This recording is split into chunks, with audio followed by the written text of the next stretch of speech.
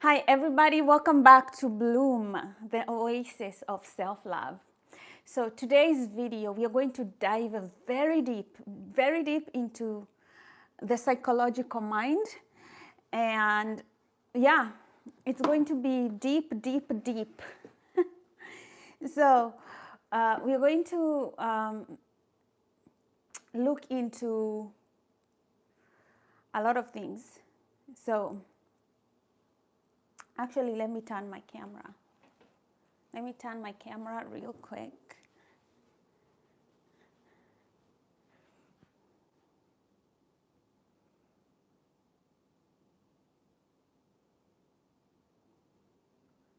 Yes. And just hold it this way, just in case of anybody wanting to connect with me, I can be able to see the comments. So today I'm doing a live video, and we are discussing emotional numbness.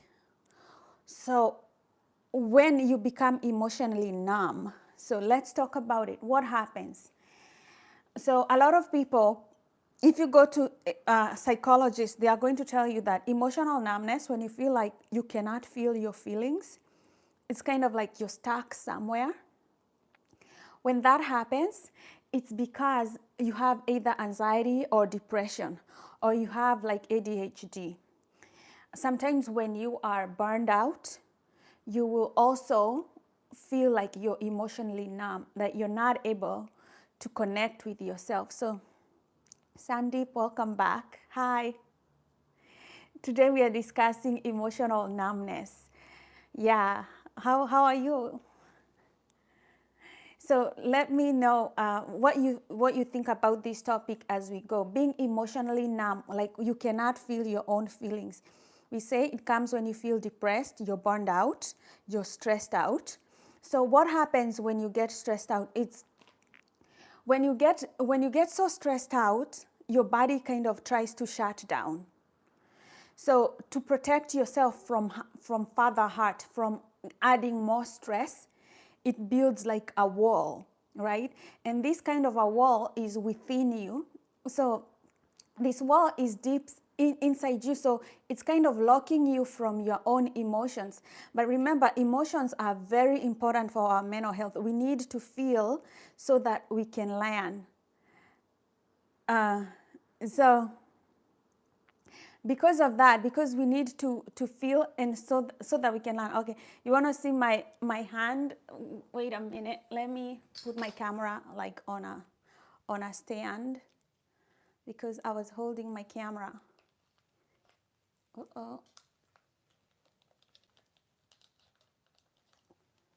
I'm trying to have it stand so on its own. Okay, perfect. Yeah, so we need there's one thing that we need to do is, here's the thing. When you feel that emotional numbness, you feel drained, you cannot think. So when you feel those kinds of things, so this is what we are going to do. When you feel drained and numb and you can't feel, you need to bring in coping mechanisms that can help you open up your body. Open up your body. This is a very this is a very big, no, I'm really, you're distracting me. I want us to talk about emotional numbness. So that's the topic for today. So we are going to, if you have this problem of being emotionally numb, that's what we are going to talk about. So when you find yourself that you cannot feel your own feelings, let's talk about what's happening in your nervous system. In your nervous system, you're in freeze mode. You know, like the body is trying to shut itself down.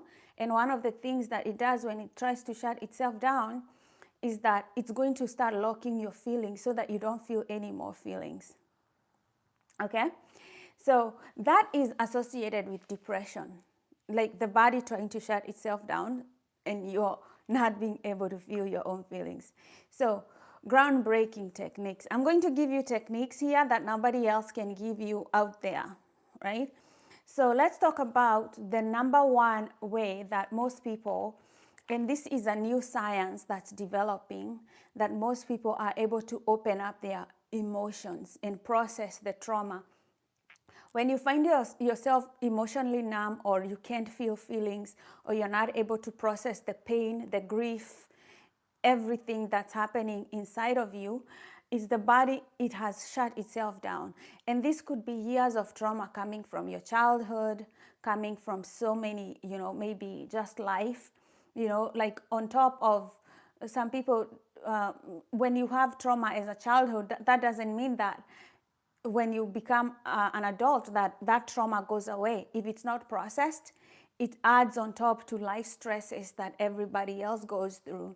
So at some point your body can have it, like just feel like I don't want to take any more of this stress. And one of the things that the heart does, the heart tries to close itself. Now, we want to open up the heart, you know, and that's why you see, like in yoga, they have this lotus flower opening up, right? To symbolize a heart that was so closed, right? And now the heart is trying to open up again, you know, to symbolize that like there was that emotional shutdown and numbness, you know, sort of like when you feel like you're a zombie and you're walking through life. I'm from Kenya. So that symbol, so now we open up the heart again. We open up the heart from being emotional numb, like being a zombie, like an emotional zombie, to now opening up your heart again. So one of the things that people are doing, they do microdosing with psychedelics. I know. So if you go on the internet and you study psychedelics and, you know, how it's changing the mind and the body, there is evidence that in humans and in animals, it can enhance cognitive creativity and, you know, neuroplasticity. That is the ability of the mind to become like Play-Doh. You know, like, you know, when you feel like when you're shut down, your mind feels like it's like a stone, it's like a rock, right? Now imagine your brain becoming more like Play-Doh. You can shape it into different things, right? You can start feeling your emotions. Remember, we learn through emotions, and emotions are what makes us, you know, human, you know, as opposed to like a robot. So we learn through emotions. And when psychedelics like magic mushrooms, or some people call it the toad or ayahuasca, when people take those psychedelics, their mind starts becoming alive again, because now they are able to process the feelings, you know. They can help people really process trauma and their feelings. Like they can alter your emotional like acuity. So now if something is helping you to become more self-conscious, right?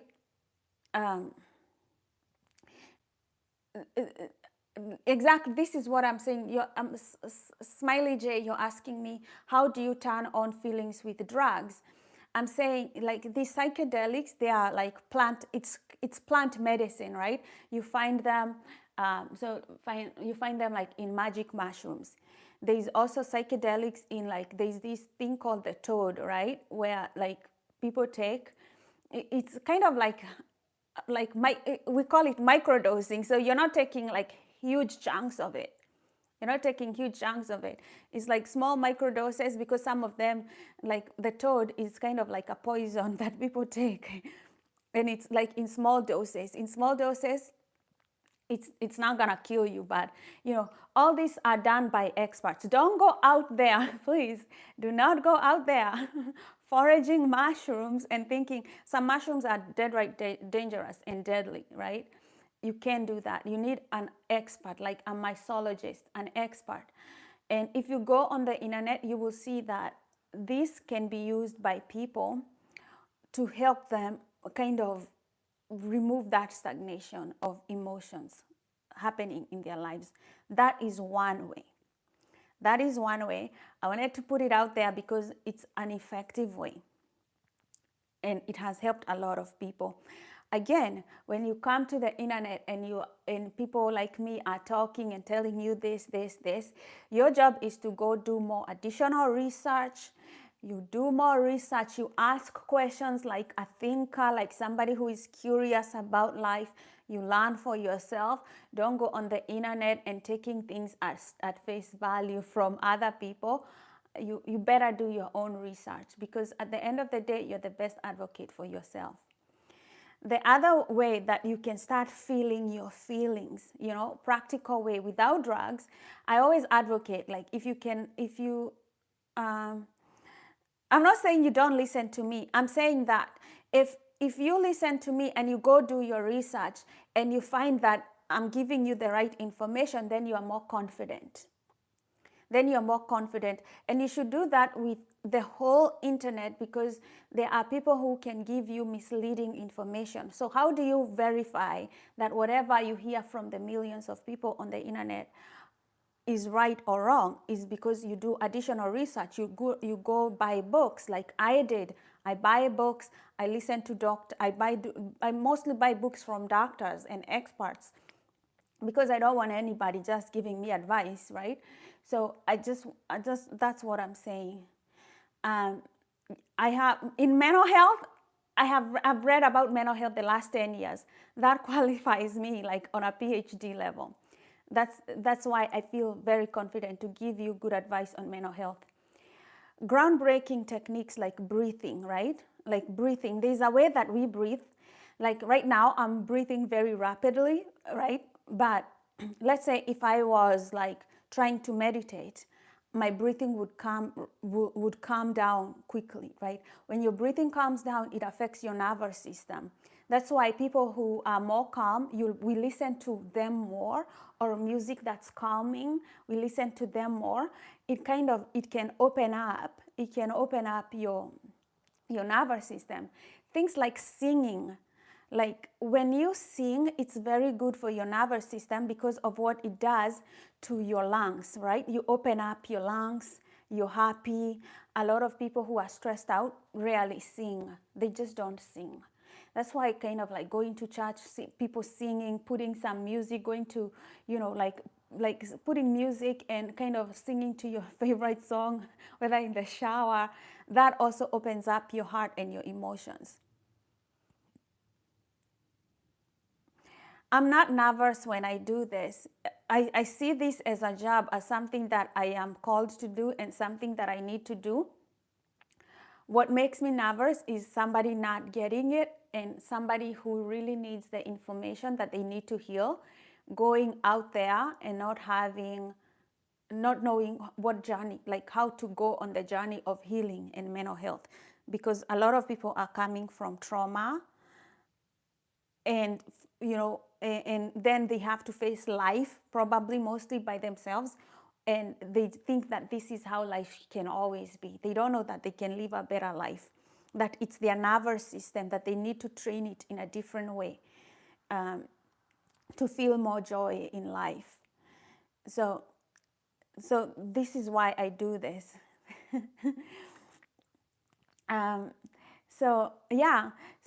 Okay, that is one thing, like breathing. Breathing techniques are good. Okay, I like meditation. Meditation can really help, but the problem with meditation is that there's a lot of misinformation regarding meditation. With meditation, you're really trying to help your nervous system to focus, to stay in balance, to bring it back to homeostasis.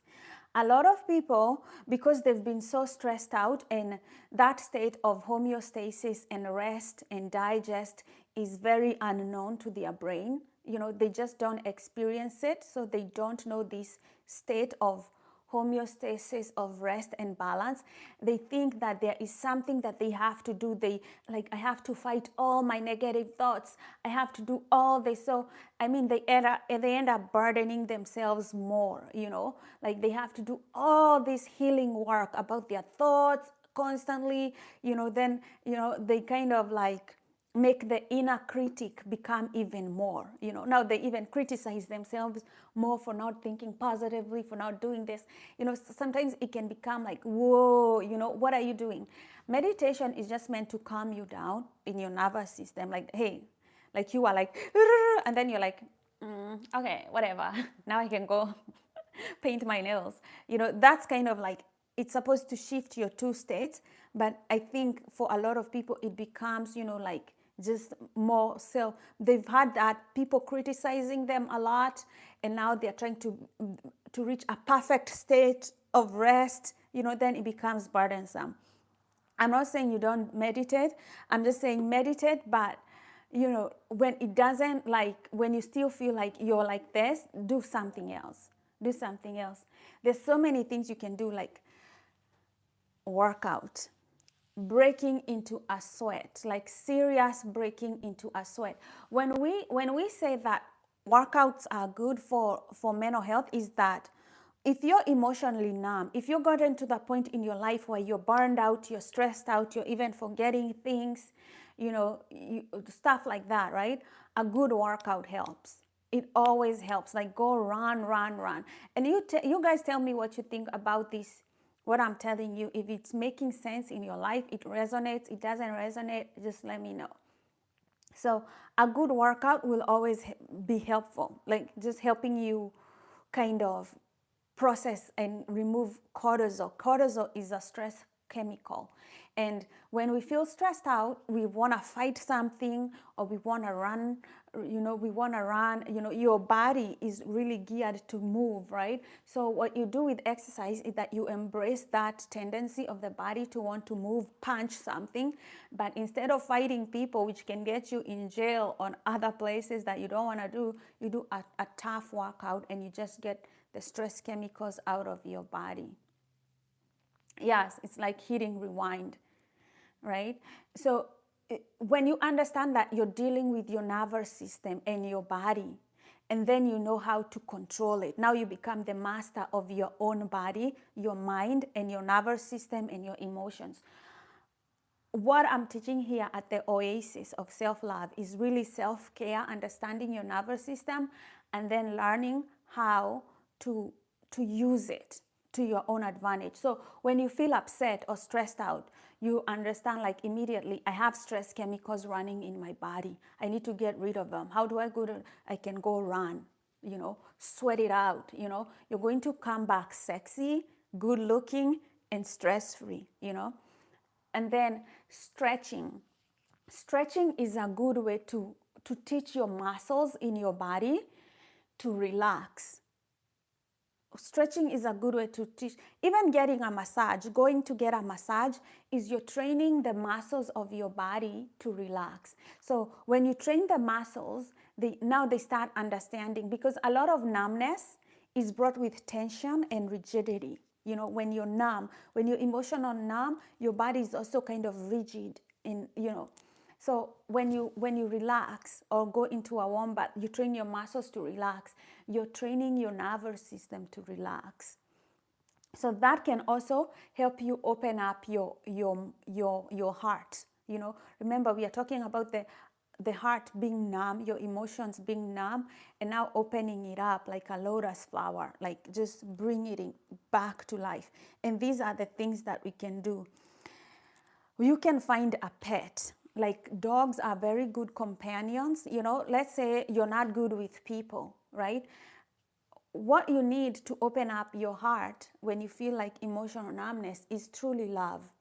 A lot of us can go through life, maybe you lost your parents, you're an orphan, and then you go through life with, people not being very close to you. You can find a loving connection with an animal, like a pet. Pets are good. When you feed them, they love you. Then that's all. They are very affectionate. They care for you. And love is love. Love is love. Whether you're getting it from a person or from a pet, it will open up your heart so that you don't feel like a monster inside, so that you don't feel like you're emotionally numb inside. All this helps open up your heart away from depression. Having love. Love is the healing power that we need when we feel emotionally numb. So getting into a relationship can work magic. We underestimate things like touch and cuddling and kissing. All these things can help open up your heart, okay? But I'm talking about a long-term loving relationship. I'm not talking about those cheap relationships. Like if you're the kind of person who buys love from other people, I'm not talking about that. I'm talking about genuine connection, genuine affection that can open up your heart like a lotus flower. Again, we are talking about opening up our emotions. So, so animals are good. And I know, Smiley J, you're saying no animal pets, but I'm telling you, animals are very beautiful if you can connect. Especially dogs are very friendly. If you're loving to animals, it can teach your heart how to love more. Remember, we are on this planet to love, to learn how to love. That's the only assignment that you have here on this planet, is to love. I'm a Christian, so I believe the Bible when it says like, if even if we gave you all the wealth in the world and you don't have love, the Bible says you're nothing. So our job is to love, to learn how to love. That's the job, right? And when we are emotionally numb, it's because our heart is not opening up, right? We have to think about ways of opening our heart, whether you go volunteering, whether you go giving, taking care of an animal. We are talking about you bringing in the nurturing, caring, and protective aspects of yourself and giving that as a gift, right? That is love. Now, you can't control whether people love you back or they are appreciative of the things that you do for them. But it's always understanding that the better way to live is to live by giving and with an open heart. That's the better way of living than being emotionally numb and closing yourself away from the world, right? That's the healthier mindset. Yeah, so what do you think? Let me know what you think about this emotional numbness. So we've talked about so many things. If you feel emotionally numb, if you feel lost, I want to say again as I wind up, like, this is normal. It's normal when you're coming from a chaotic childhood, especially if you lost one of your parents or both of your parents, or there was divorce in your family, and then you had your parents separated. All these can cause a lot of emotional, like a void of love. It can cause a void of love. And when there's no love, we become numb. When there's no love, we become numb. And when the stress is too much in our lives, our nervous system will tend to shut down so that no more heart can come in. So we kind of lock ourselves out. But the problem is when you lock yourself from the world, you also lock yourself from yourself, So there is that internal disconnection. You feel kind of disconnected from yourself. The only way is to be brave and open back your heart. There is no other way. You have to open up back your heart. And when you open up your heart again, you will have to process and feel all these emotions that you have not processed before. They will still come out and you will still have to feel them. So how do we feel them and process them? I've talked about psychedelics and how they can help you quickly process like years of emotions and stress and drama, right?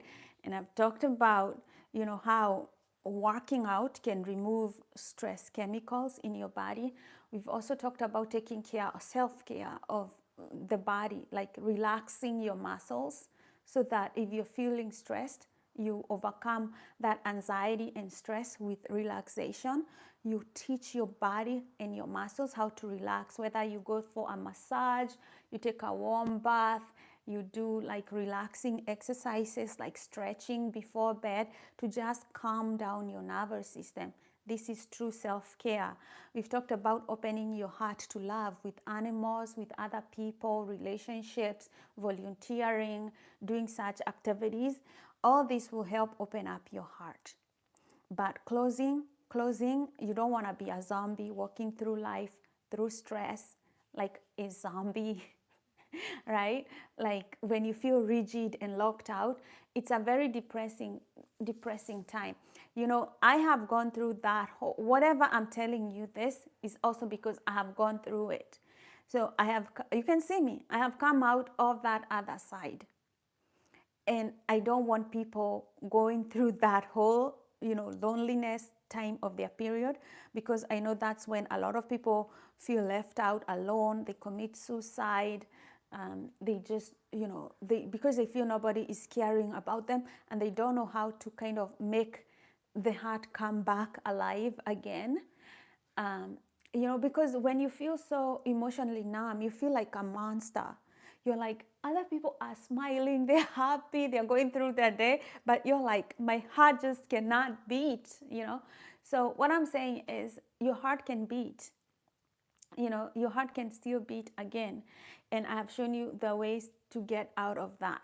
The reason I'm saying this is because a lot of people out there will give you really bad advice. They will tell you there's something truly wrong with you, that this is abnormal, like there is, like they can tell you you are a hopeless case, that things will never be the same again. But I'm telling you, there are practical ways of getting out of that. That emotional numbness, for me, it was very hard to get over, even with meditation. It took psychedelics for me to just get out of it, to kind of like to jolt my nervous system. So, but it's also because I was living very far away from my family. I was alone. I wasn't, I had a lot of processed trauma from my parents dying young, and it kept mounting and mounting until I was burned out. It can be a very lonely period in your life when you don't know, like, anybody else has gone through this. Am I alone? But look at me, I'm telling you, it's easy to get out of it if you know what you're dealing with, if you know that you have to train your body. That's all you know. Like, you have to train your nervous system, the way it feels, the way it reacts. It's your whole nervous system. It's not just your thoughts. It's your body, your muscles learning how to relax. It's the chemicals, the cortisol in your bloodstream, getting rid of it by working out. It's the love that you're not feeling, by bringing in emotions, friendships, meaningful connections. It's not just one thing. It's not just one thing, because you're not somebody that we can just put in a box, like, poof, It's not just one thing. It's not just one magic pill. That's why a lot of people go to the doctor, right? And they are given, maybe you're given antidepressants, right?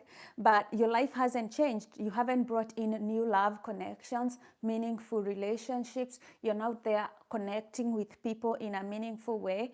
Why would your heart change by just taking a pill? Your lifestyle has not changed, Do practical things, that will recharge your emotions. You can't just stay there like this. Go work out, start feeling sexy and free again, like practical things that you can do. Don't let other people confuse you, like there is something wrong with your mind, like people not giving you, like, practical, like advice about how you can get rid of a situation, because a lot of people can be very manipulated during these times, because they go to anybody. They go to the internet. They're looking for palm readers, psychics, somebody to explain to them their life. And I'm telling you, don't do all that. Don't do that. Healing is easy when you know what you're healing and how to go about it. And that's why I'm saying, if you don't believe me, go do more research so that you know who is telling you the truth and who is lying to you, because a lot of people do get manipulated even when they go to a therapist. Some therapists just want you to keep a customer for the rest of their life, right? They want somebody to pay their bills. They're not going to tell you how to get out of that emotional dilemma that you're having. Don't let people take advantage of you just because you're going through a hard time, just because you're going through a burnout period in your life. Things happen for a season, and every season will change. And I cannot prevent your season from going the way that it's going to go. I just can help you understand how to get out of it, and how to stop people from taking advantage of you. Just because you're going through a hard time doesn't mean that somebody should take advantage of you. Mental health is easy to understand. It's your nervous system. That's what's happening in your nervous system. So it's been 30 minutes, and I was supposed to do this session at 10:45, but I have a meeting there at that time, so I did it earlier. I may actually do one between 8 tomorrow, 8 a.m., because I found that 8 a.m. and 8:45 kind of is a good time. And then I'll probably start doing another sessions in the evening, in the evening around 6:30, for the people who are coming out of work and they missed their sessions going in the morning. So, well, I hope to see you at those times, but you can also subscribe, because I always put my live sessions on my Facebook when I'm going to have my live session. So you can also see when I post one on Facebook. So you can follow me on Facebook as well. So anyway, that's it for today. Have a great day, Smiley J. I'm glad that you subscribed, and I hope you enjoy your meeting. So I hope you have a wonderful day too. Have a good day.